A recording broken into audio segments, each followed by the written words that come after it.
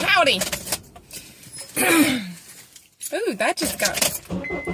turn that back on.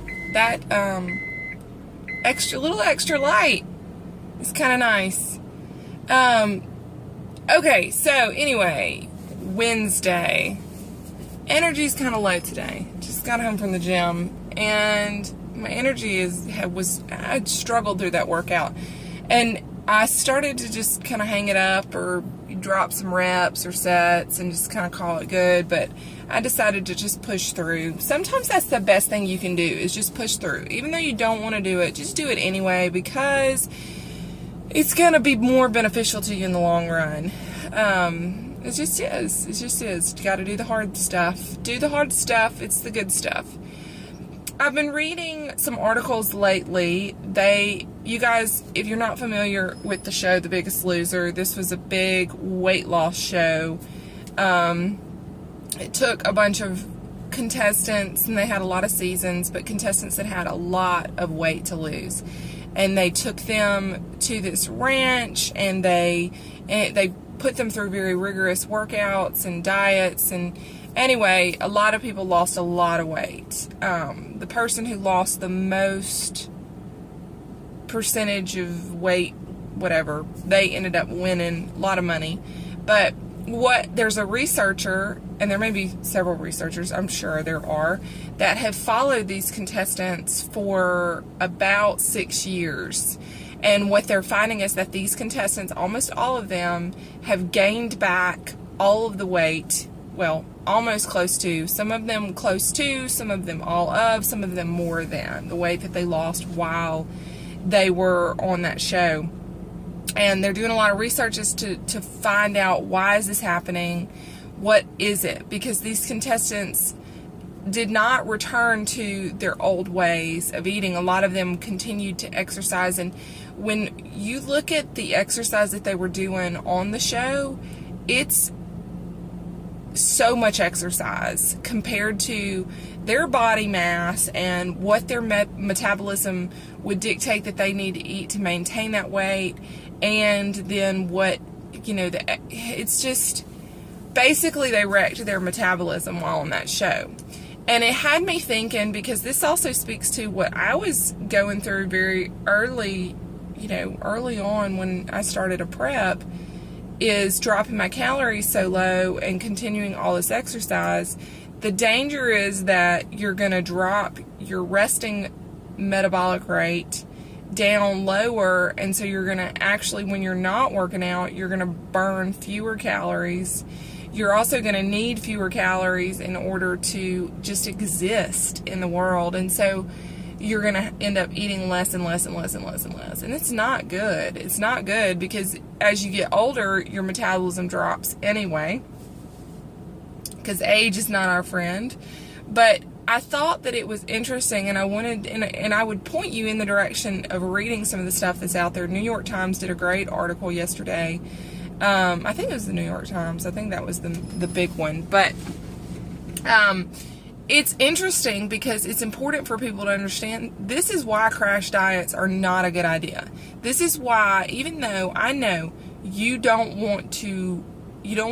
tired of looking the way that you look, you're tired of feeling the way that you feel, and you're ready to get the weight off of you. I get it. I understand it. But you also don't want to go about this blindly and just set out to lose a bajillion pounds very quickly, because what's going to end up happening is the same stuff. Sorry, I thought that the door was opening. Thought some Sheerans were awake. But what's going to end up happening is you're going to end up dropping that metabolism too low, and you're going to change your set point that you need to maintain, and you're going to end up, it's just going to get harder and harder and harder, and it shouldn't be that way. You want to attack weight loss slowly and steadily. It's the tortoise and the hare. Slow and steady wins the race. If you yo-yo diet, gain, lose, gain, lose, gain, lose, gain, lose, gain, lose, you're setting yourself up for a long-term, just a life of continuing that pattern. You want to attack it slowly, you want to lose it steadily, and you don't want to be worried about these big drops. Don't do that. Don't Don't cut your calories to nothing and then go do a bunch of cardio and weightlifting and just so that you can drop your weight. I get it. I know that you want to get this weight off, but you're going to end up right where you were when you started. You know what I'm saying? Like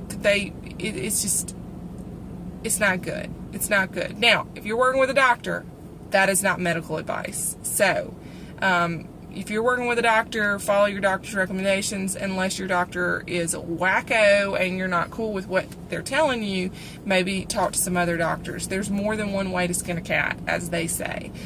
So you got to live, and you have to find a way for balance, and you got to find a way to live healthy and happy, because that's the name of the game.